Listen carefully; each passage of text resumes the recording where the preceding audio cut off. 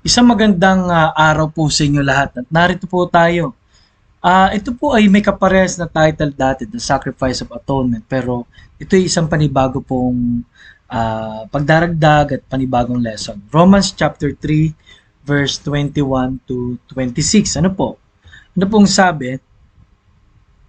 But now the righteousness of God without the law is manifested, being witnessed by the law and the prophets. Even the righteousness of God, which is by faith of Jesus Christ, unto all and upon all them that believe, for there is no difference. Alam niyo po, napakalaga po nung sinasabi po rito ng Bible, ano po, na tayo po ay um, sa katwiran ng Diyos ay nahayag, ano po, yung batas niya, no? Yun po yung marker na kung anong gusto ng Diyos sa ating pong buhay. Pero ang Panginoong Hesus po, ano, ay tinanggap tayo sa lahat ng nanampalataya at inaring matuwid, no? Walang pagkakaiba, sabi ran, ano? Sa verse 23, pero sapagkat ang lahat ay nagkasala at hindi nakaabot sa kaluwalhatian ng Diyos. Being justified freely by His grace through the redemption that is in Christ Jesus. Sa 25, whom God hath set forth to be a propitiation through faith in His blood, to declare His righteousness for the remission of sins that are past through the forbearance of God. Tiniis tayo ng Diyos.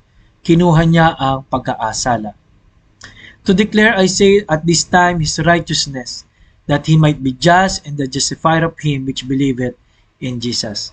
At upang italaga na tayo'y matuwid dahil siya'y namatay, tayo'y inaring ganap. Ano po? Ang matuwid para sa di matuwid at ang sabi ng Panginoon at ang di matuwid ay napawalang sala dahil sa matuwid si Jesus. Ano po? So, alam niyo po, yan po ang ibig sabihin ng atonement, no?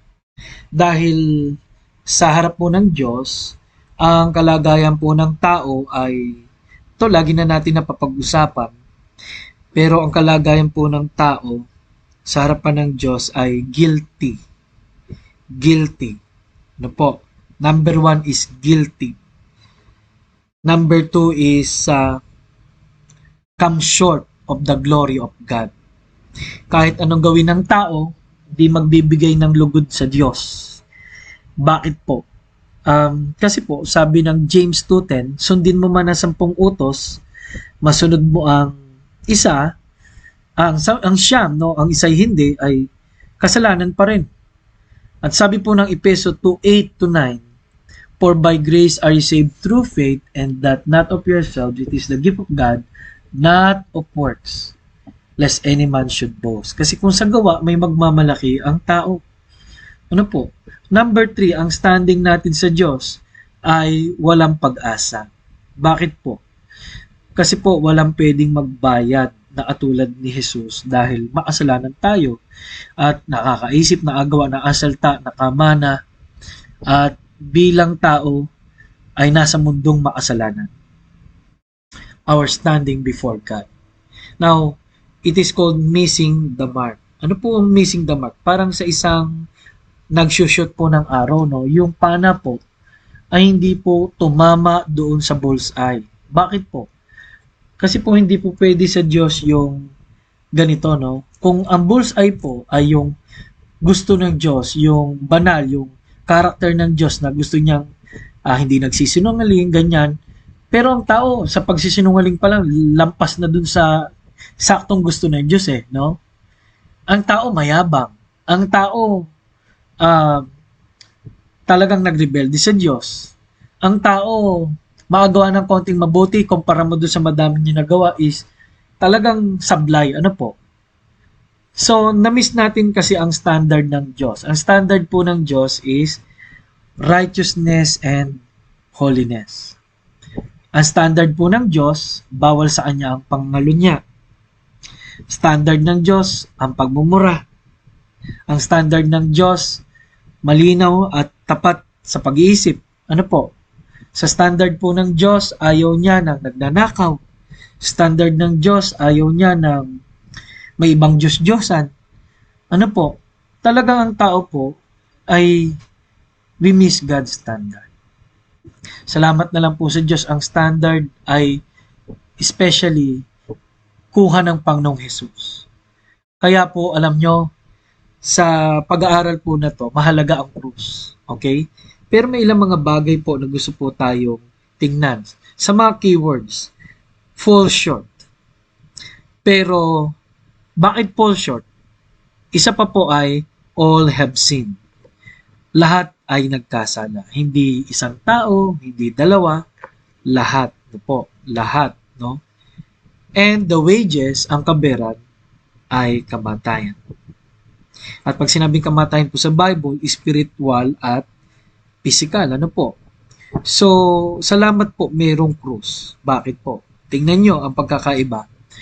Kung may kamatayan, may namatay para sa atin. Kung may nagkasala, mayroong Jesus Kristo na hindi nagkasala na namatay. At kung mayroong hindi nabibigay luwalhati, ang sabi po ng Matthew chapter 3, si Jesus, ang anak ng Diyos na lubos niyang kinalulugdan. Kaya pag ang Panginoong Kristo po ay nasa puso ng isang tao, doon lang po siya magiging kalugod-lugod talaga sa Diyos. Doon lang magbabago ang kanyang standing, John 1:12, anak ng Diyos. Efeso 1:13, may bagong buhay, 2 Corinthians 5:17. Kaya alam niyo, sa pag-aaral po nito, napaalinaw po na ang kailangan natin ay si Jesus. Nawa po, tinanggap na natin siya ang kanyang kaligtasan. At nawa po, nakita natin ang kalahagahan, ang totoong kahalagahan ng krus ng Kalbaryo. Ako po humingi ng pasensya dahil parang paminsan may ulit na nasasabi, pero alam niyo, maganda yung nauulit, maganda po yung nalilinaw. Ano po, dahil mas nagiging importante at mahalaga yung ginawa ng Panginoon para sa atin. Ito po muli si Pastor Paul Borja nagsasabing kailangan natin ang Panginoon. Nawa, na-appreciate mo ang ginawa ni Jesus sa araw na ito. Maraming salamat po. Papuri po.